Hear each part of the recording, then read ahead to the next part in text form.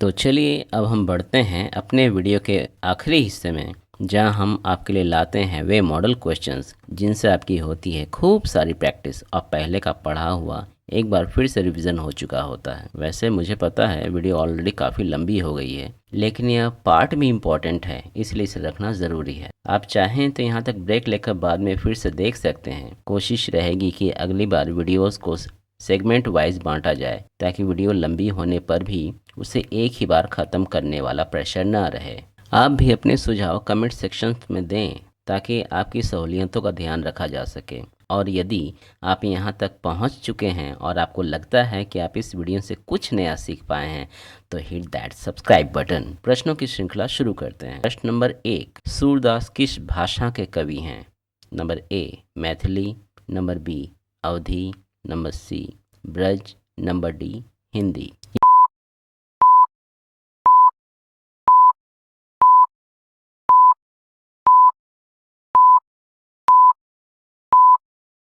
ये हमने बहुत बार पढ़ा है और आपको पता भी होगा कि कवि सूरदास जो है ब्रज भाषा में लिखते थे।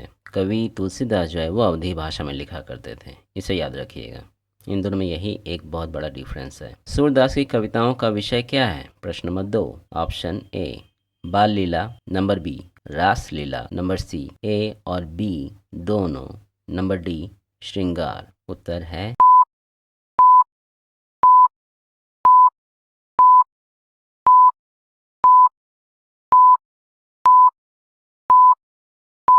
सी ए और बी दोनों, यानी बाल लीला और रास लीला। प्रश्न नंबर 3, किसने सूर के बाद की बाल लीला पर आधारित रचनाओं को सूर का जूठन कह दिया है? यानी कवि सूरदास के बाद जिन लोगों ने भी लिखा, जिन कवियों ने भी लिखा, वे उतना तक पहुंच ही नहीं पाए, उतना बढ़िया वर्णन नहीं दे पाए, इसलिए उन्होंने जो भी लिखा सब लगता है कि मानो कवि सूरदास की जूठन है, उससे गया गुजरा है। ऑप्शंस हैं number A Acharya Hazari Prasad Dwivedi, option B Acharya Mahavir Prasad Dwivedi, option C Acharya Ramchandra Shukla, option D Acharya Shyam Sundar दास।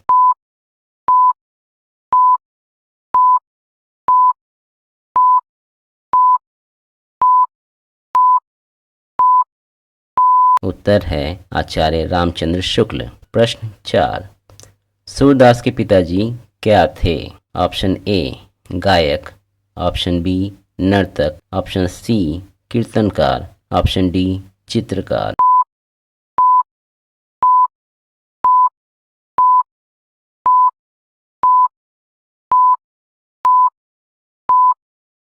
तो नर्तक मतलब तो डांसर होता है, और कीर्तनकार जो कीर्तन करते हैं। आंसर है ऑप्शन ए गायक। याद है हमने पढ़ा भी है कि वो चाहते थे कि कवि सूरदास उनकी तरह गायक बने। प्रश्न नंबर 5, पहले की रचनाओं और रचनाकारों का हिसाब रखने के लिए किस तरह के पंचांग या कैलेंडर का इस्तेमाल होता रहा है? Number A Gregorian, number B Shaka Samvat, number C Gupta Samvat, number D Vikram संवत।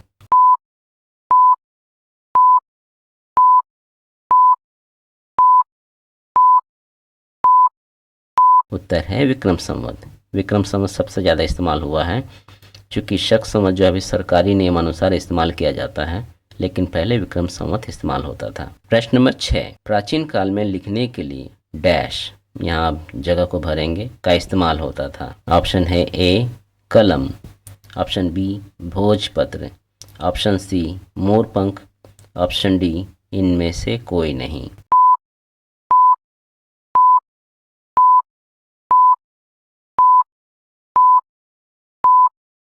भोजपत्र।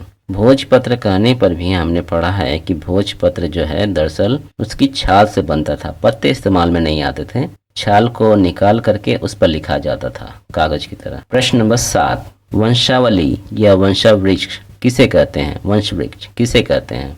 नंबर ए घर में लगने वाला पवित्र पौधा, नंबर बी हिसाब खर्च की डायरी, नंबर सी घर के सदस्यों की सूची, नंबर डी वंश या कुल के लोगों के नाम की सूची। उत्तर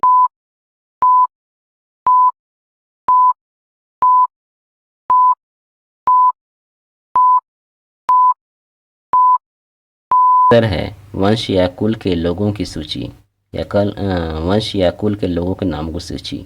आपको शायद पता नहीं होगा, गया में एक ऐसी जगह है जहाँ पर अगर आप जाएं तो आपको पता चलेगा कि आपके के पहले के जो पीढ़ी के लोग हैं वो कभी ना कभी अगर वहाँ पर गए हों तो आपको उनसे अपनी पूरी जो फैमिली ट्री है वो पता चल सकती है। यानी अगर आपके ख़ानदान में कोई भी वहाँ पर गया हो तो वो उनके पहले के जो दादे परदादे थे उनके नाम वहाँ से मिलेंगे, और अगर आप जाते हैं तो आपको उनका नाम मिलेगा। यानी आपकी फैमिली ट्री वहाँ से पता चल जाती है। गया में वो पंडितों का पूरा एक कम्युनिटी है, समुदाय है, वो ये काम करते हैं। इस बारे में और भी बहुत सारी बातें होती हैं, मुझे उतनी नहीं पता। आगे देखिए प्रश्न 8, पांडुलिपि क्या होती है?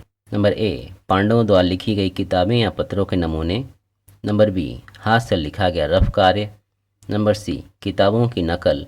नंबर डी, लेखाकारों द्वारा लिखे गए किताबों के नमूने। सही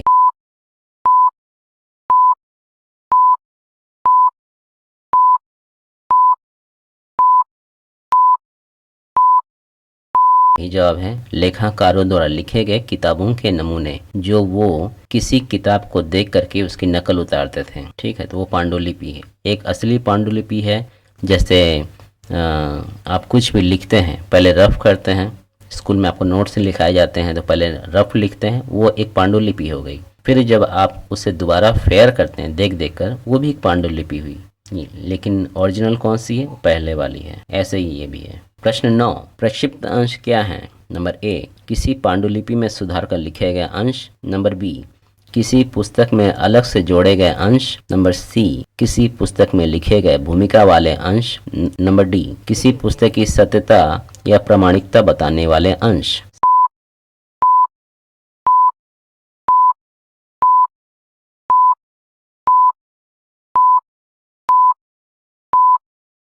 सही जवाब है किसी पुस्तक में अलग से जोड़े गए अंश। क्योंकि पहले क्या होता था कि एक किताबें लिखी, मान लेते हैं किसी ने एक किताब लिखी और उसके बाद वो किताब अगर फेमस होने लगी तो उस किताब की कई सारी कॉपियां बना ली जाती थी। और कई बार क्या होता था, लिखने वाले जो राइटर्स होते थे या कवि लोग होते थे वो उसमें अपनी मनचाही कोई चीज़ जोड़ या हटा देते थे। उसको प्रक्षिप्त अंश कहते हैं। जोड़ना ही मुख्यतः रहा है कि अगर कुछ लिखा हो तो उसमें कुछ चीज़ और जोड़ करके उसे हम अपने चीज़ तरीके से उसमें अपना आइडेंटिफिकेशन छोड़ देंगे।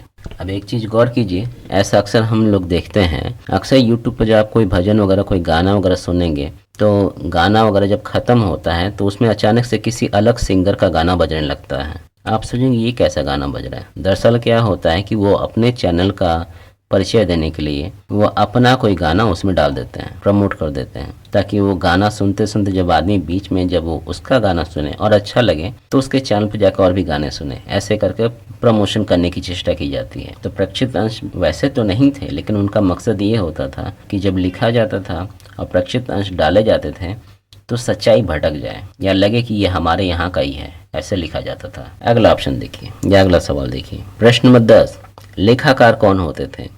नंबर ए, जो लेख लिखते थे।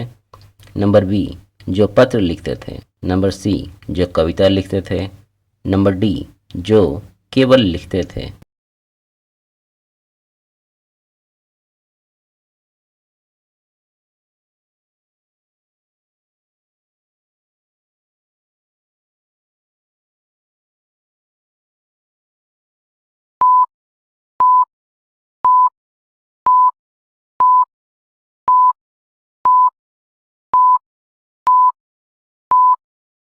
देखिए, लिखने वाले लोग तो बहुत सारे हैं। जो कविता लिखते हैं, जो लेख लिखते हैं, जो साहित्य लिखते हैं, वो साहित्यकार वगैरह कहे जाएंगे। लेकिन लेखाकार वो लोग होते हैं जो अपना मौलिक कुछ लिख सकें या नहीं लिख सकें, उनकी राइटिंग अच्छी होती थी और उन्हें ये काम दिया जाता था कि वो अक्सर किसी पांडुलिपि का जो है पांडुलिपि तैयार करेंगे, क्योंकि उनकी राइटिंग अच्छी होती थी। तो इसलिए सही जवाब होगा जो केवल लिखते थे।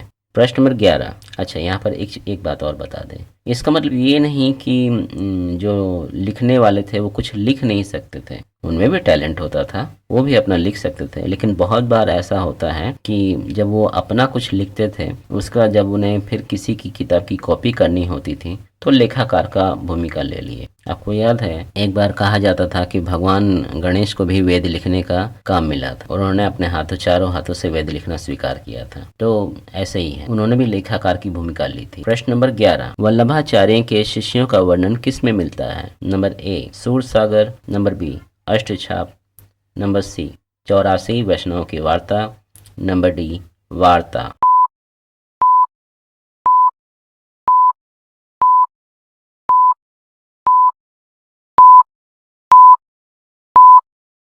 सही जवाब है 84 वैष्णव की वार्ता। ये वो किताब है जिसमें जितने भी वैष्णव संप्रदाय के जो भक्त वगैरह थे उनकी जानकारी इसमें मिलती थी। तो उसमें वल्लभाचार्य के जो शिष्य हैं, जो वैष्णव थे, उनका भी वर्णन उसमें मिल जाता है। प्रश्न नंबर 12, कवि सूरदास किस काल के कवि हैं? ये बहुत महत्वपूर्ण सवाल है। कवि सूरदास किस काल के कवि हैं? नंबर ए रीति काल, नंबर बी आधुनिक काल, नंबर सी आदिकाल, नंबर डी भक्ति काल।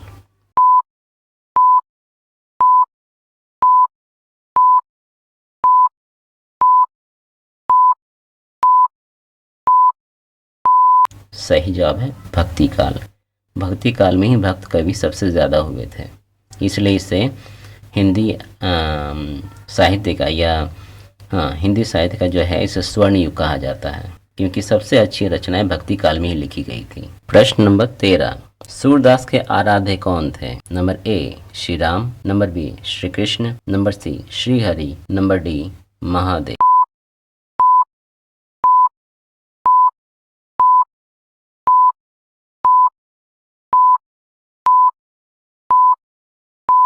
आप सभी को पता है कि सूरदास ने जो भी भजन लिखे हैं उसमें श्री कृष्ण के बचपन का वर्णन है, ठीक है, यानी वो श्री कृष्ण के भक्त थे, उनके आराध्य देवता श्री कृष्ण थे। आपने सुना ही होगा, यशोमती मैया से पूछे नंदलाला, या फिर मैया मोरी मैं नहीं माखन खायो। तो ऐसी जो भी पद है ना, वो सब भगवान श्री कृष्ण को ध्यान में रखकर लिखे गए हैं। पहला वाला गाना शायद बॉलीवुड का है। अच्छा, प्रश्न नंबर 14, सूरदास की भक्ति थी, खाली स्थान छोड़ा गया है, आप इसमें भरेंगे। नंबर ए सगुण, नंबर बी निर्गुण, नंबर सी दोनों, नंबर डी पता नहीं।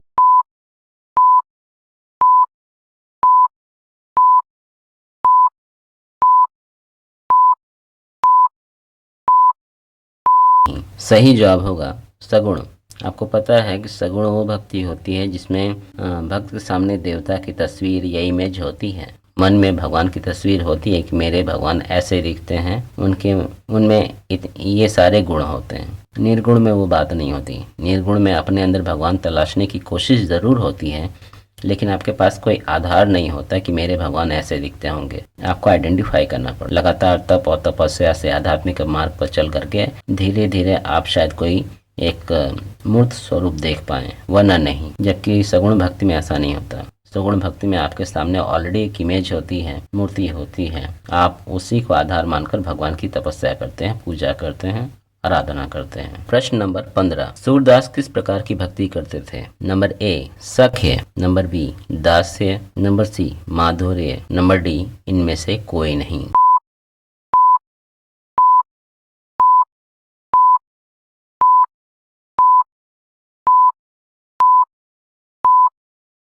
सख्य मतलब वो भावना होती है जहाँ पर आप भगवान को दोस्त समझकर उनकी आराधना कर रहे हैं। नंबर बी जो दास्य है, इसका मतलब आप भगवान को अपना मालिक समझकर उनकी पूजा कर रहे हैं, भक्ति कर रहे हैं। माधुर्य वो भावना होती है जिसमें भगवान को अपना पति या पत्नी जैसा समझकर उसकी पूजा की जाती है, उसकी तपस्या की जाती है। और नंबर डी इनमें से कोई नहीं। तो सूरदास जो है, पहले उनकी भक्ति थी वो दास्य भाव की थी, लेकिन बाद में वो कन्वर्ट होकर सख्य भाव में आ गई। तो हम यहाँ पर सख्य भाव को लेकर चलेंगे। सख्य भक्ति या सख्य भाव यही सही है। प्रश्न नंबर 16, सूरदास किस संप्रदाय के कवि हैं? नंबर ए शैव, नंबर बी शाक्त, नंबर सी वैष्णव, नंबर डी अघोरी।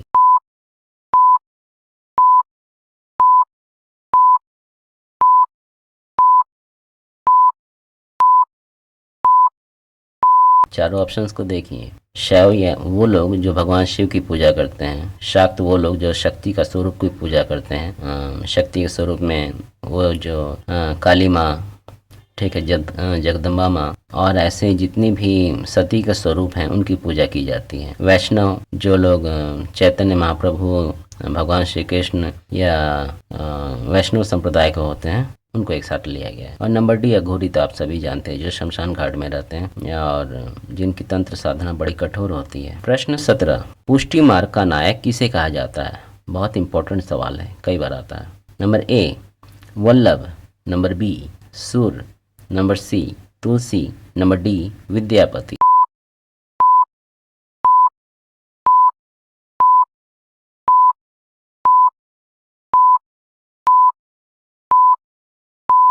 सही जवाब है सुर। प्रश्न 8, वात्सल्य और श्रृंगार रस के अप्रतिम कवि कौन माने जाते हैं? ये सवाल भी अच्छा है, जरूरी है। Number A Tulsi, number B Bihari, number C Ghananand, number D सुर।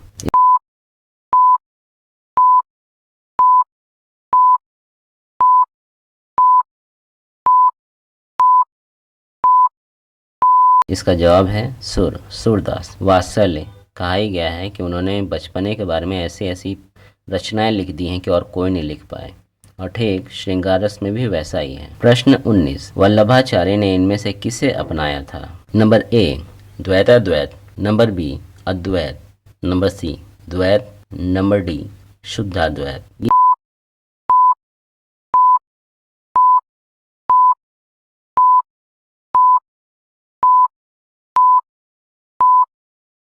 ये चारों जो हैं धर्म के दर्शन हैं जिन पर हमारा हिंदू धर्म जो है टिका हुआ है, ये बेस है। इसको जानना ज़रूरी है, लेकिन अभी हम उतना डिटेल में नहीं जाएंगे, इसके बारे में बाद में आपको बता दिया जाएगा। जवाब है शुद्धाद्वैत। प्रश्न 20, सूरदास का जन्म माना जाता है 1483, 1470, 1478, 1477।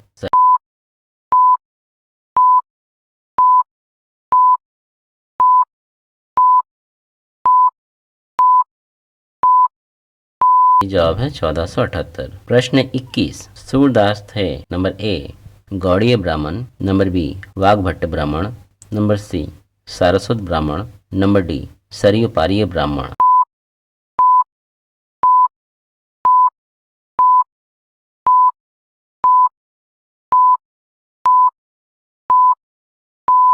ये चारों जो मैंने कहा ना, हमारे हिंदी साहित्य में जो पहले के ब्राह्मण रहे हैं, वो हमारे यहाँ पर ब्राह्मणों की और भी जातियाँ हैं, लेकिन इनमें से ये जो है सारस्वत और सरयू पारीय, ठीक है, या गौड़ीय ब्राह्मण जो है, इनके बारे में जानना अच्छा रहता है, ज़रूरी है। सरयू पारीय ब्राह्मण वो होते हैं जो सरयू नदी के किनारे रहते हैं। गौड़ीय ब्राह्मण वो होंगे जो वैष्णव धर्म का पालन करते हैं, और सारस्वत ब्राह्मण वो होते हैं जो सरस्वती नदी किनारे रहते थे। तो सूरदास की जीवनी में हमने पढ़ा है कि उनका जो शुरुआती स्थान रहा है, पूर्वजों का स्थान, वो सरयू नदी, वो सरस्वती नदी के किनारे माना जाता है, इसलिए वो सारस्वत ब्राह्मण कहे जाएंगे। अगला प्रश्न, विक्रम संवत अंग्रेजी कैलेंडर से डैश वर्ष आगे चलता है? Number A 55, number B 56, number C 57, number D 58।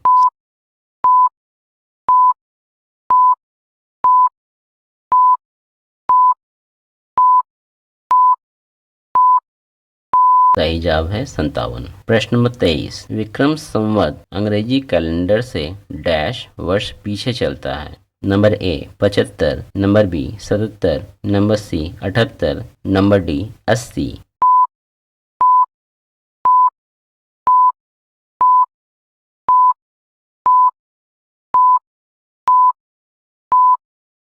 सही जवाब है 78। प्रश्न नंबर 24, वल्लभाचार्य का पुष्टि मार्ग इस दर्शन पर आधारित है? नंबर ए द्वैत, नंबर बी अद्वैत, नंबर सी शुद्धाद्वैत, नंबर डी द्वैताद्वैत।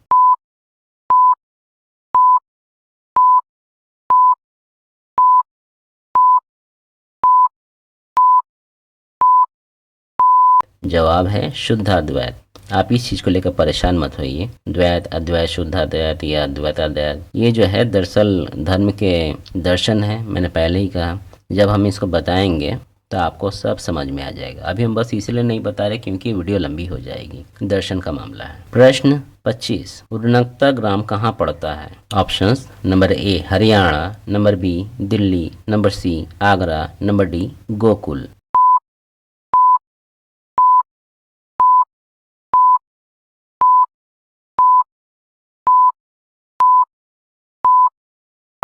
सही जवाब है आगरा। मैंने आपको बताया था कि आगरा मथुरा मार्ग पर पड़ता है ये रुनकता गांव, जहां पर फणीश्वर नाथ रेणु का जन्म माना जाता है। प्रश्न 27, सारस्वत ब्राह्मण बसते थे, अभी थोड़ी देर पहले मैंने डिस्कस किया था, डैश नदी के किनारे। A Saryu, number B Ganga, number C Saraswati, number D Gomti.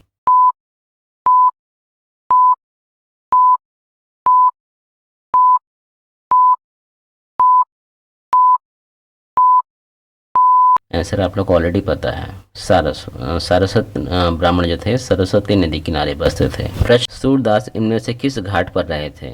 आसान सवाल है। Number A Dashashwamedh Ghat, number B Manikarnika Ghat, number C Gau Ghat, number D Patna घाट।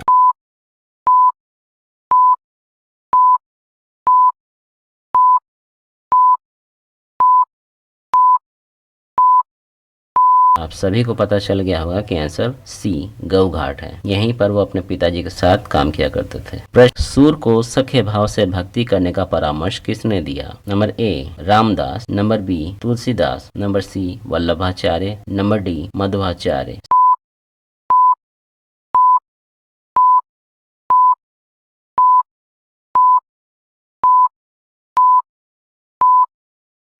सही उत्तर है वल्लभाचार्य, जो उनके गुरु थे। प्रश्न 3, कवि सूरदास के जीवन पर किस उपन्यासकार ने अपनी रचना लिखी है? Number A Kishori Das, number B Acharya Hazari Prasad Dwivedi, number C Amritlal Nagar, number D Goswami Harirai.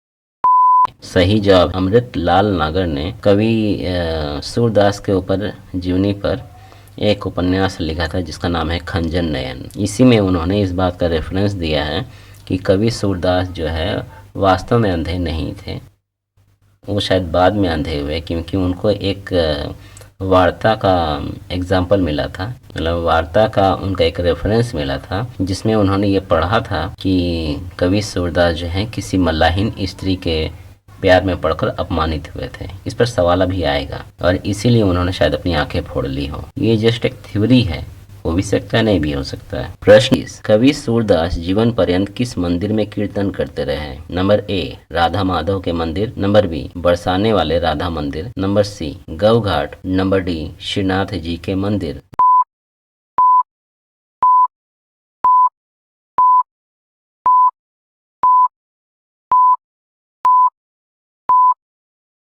ये एक ट्रिकी क्वेश्चन है। ये ऑप्शन सुनते ही आपको गौ घाट टिक करने का मन करेगा, लेकिन हमको बता दें कि उत्तर होगा श्रीनाथ जी के मंदिर। ये वो जगह है जहाँ पर वल्लभाचार्य उनको नियुक्त करके गए थे और जिंदगी भर उन्होंने इसी मंदिर में रह करके उन्होंने पूजा पाठ किया और अपनी भक्ति अपने आराध्य को निवेदित किया। तो सही जवाब है श्रीनाथ जी के मंदिर। प्रश्न, सूरदास की जिस रचना में लाख से अधिक रचना होने की बात कही जाती है उसका नाम क्या था?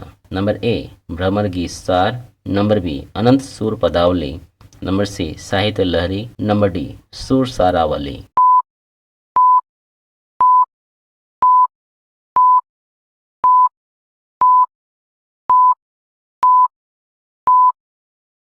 सही जवाब है अनंत सुर पदावली। सुर सागर की पृष्ठभूमि क्या है, यानी सुर सागर का बेस क्या है, वो किस चीज पर लिखा गया है? Number A Shri Krishna Leela, number B फुटकर रचनाएं, number C Shrimad Bhagwat, number D इनमें से कोई नहीं।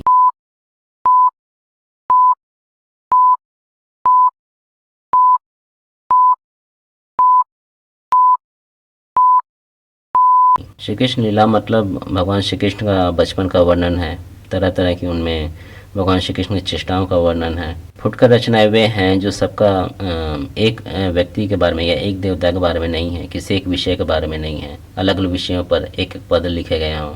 फुटकर रचनाएं श्रीमद् भागवत यानी भगवत गीता, और नंबर डी इनमें से कोई नहीं। सही जवाब है श्रीमद् भागवत। प्रश्न, इनमें से कौन सी रचना सूरदास की नहीं है? ऑप्शंस को ध्यान से सुनिए। ए सूर सागर नल दमयंती ब्याह लो, नंबर बी प्राण प्यारी सूर सागर सार साहित्य लहरी, नंबर सी गोवर्धन लीला सूर पचीसी दशम स्कंध टीका, नंबर डी सूर सारावली नागलीला भागवत।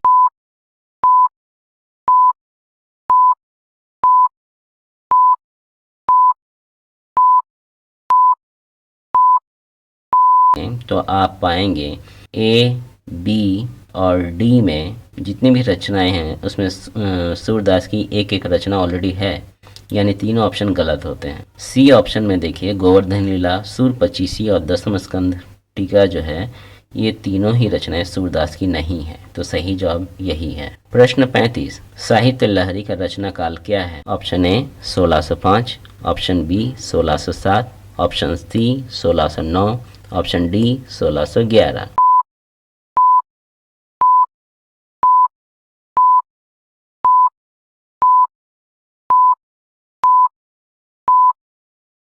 सही उत्तर है ऑप्शन बी 1607। प्रश्न 36, सुर सरावली में कितने छंद हैं? Number A 1100, number B 1107, number C 1305, number D कह नहीं सकते।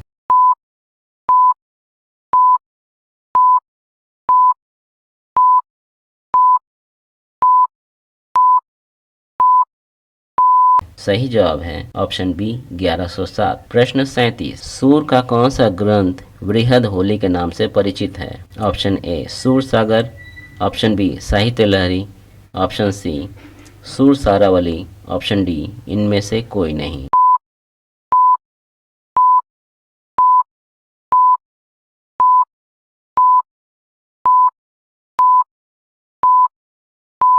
सही जवाब है ऑप्शन सी सूर सारावली। प्रश्न 38, कवि सूरदास की सबसे छोटी रचना कौन सी है? नंबर ए सूर सागर, नंबर बी साहित्य लहरी, नंबर सी सूर सारावली, नंबर डी इनमें से कोई नहीं।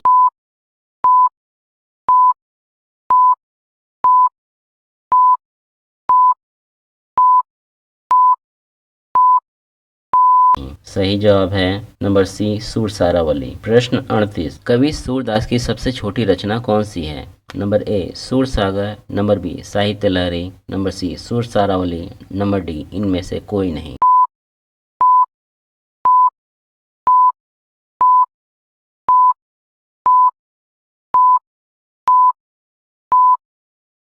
सही जवाब है ऑप्शन बी साहित्य लहरी। प्रश्न 39, किस पुस्तक के हिसाब से सूर को अकबर का दरबारी संगीतज्ञ माना गया है? ऑप्शन ए आईने Akbari, option B Chhitai Varta, option C Baburnama, option D Jahangirnama.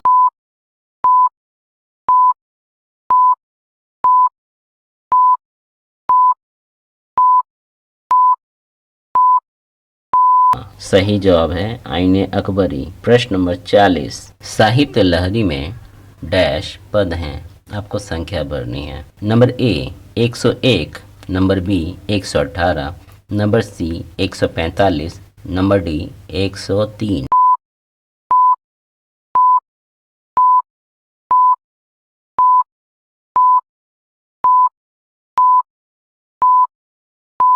सही जवाब है 118। प्रश्न 41, सुर सारावली की रचना का समय सूरदास की आयु क्या थी? Option A 60, option B 67, option B option C 70, option D 75।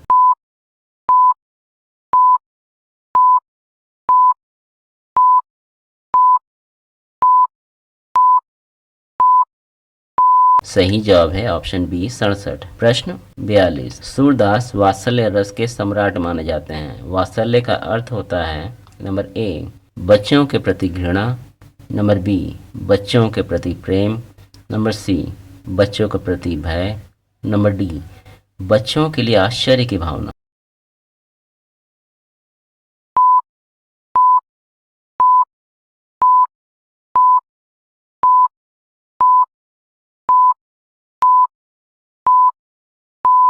एकदम आसान सवाल है, आपको पता है ऑप्शन है बी बच्चों के प्रति प्रेम। आपने अगर यहाँ तक वीडियो को देख लिया है तो बहुत बहुत धन्यवाद। मेरी सलाह है कि यदि आप एक सीटिंग में ब्रेक लेकर पूरा वीडियो देख सकें तो सबसे अच्छा, वरना टुकड़े टुकड़े कर देखिए। रिपीटेशन से ये वीडियो आपको याद हो जाएगा। आपके लिए एक सवाल छोड़ जाते हैं जो आपको पार्ट में नहीं मिलेगा, इसे आपको बाहर ढूंढना होगा। कोशिश करके देखिए आप जवाब दे पाते हैं या नहीं। प्रश्न, भारत सरकार ने 1952 में इनमें से किसी पर एक डाक टिकट जारी किया था? उनका नाम है option A Vallabhacharya, option B Ashtachhap, number C Surdas और नंबर डी जमुना दास। आपका जो भी जवाब हो उसे नीचे कमेंट अवश्य करें। याद रखें, ब्लॉग वगैरह बनाने से कहीं ज़्यादा मेहनत ऐसी वीडियोस को बनाने में लगती है, इसलिए यदि वीडियो काम की लगे तो लाइक ज़रूर कर दीजिए, साथियों के साथ शेयर ज़रूर कीजिए और यदि चाहते हों कि हमारे नए वीडियोस के नोटिफिकेशंस आपको मिला करें तो सब्सक्राइब ज़रूर कीजिए। आपके लिए फ्री है, लेकिन हमारे लिए चैनल के ग्रोथ का सबूत है और हमारे लिए बहुत सारा मोटिवेशन। तो मिलते हैं कवि सूरदास के पदों की व्याख्या के साथ। और यदि अभी तक आपने हमारे अमीर खुसरो के ऊपर वीडियो नहीं देखे तो दाईं ओर और इस चैनल का मोस्ट व्यूड जो कंटेंट है क्लास 9 के लिए, उसके लिए बाईं ओर की वीडियो पर क्लिक करके देख लें। एक बार फिर से आप लोगों का बहुत बहुत शुक्रिया। नमस्ते। मिलते हैं स्कूल डायरी के अगले वीडियो में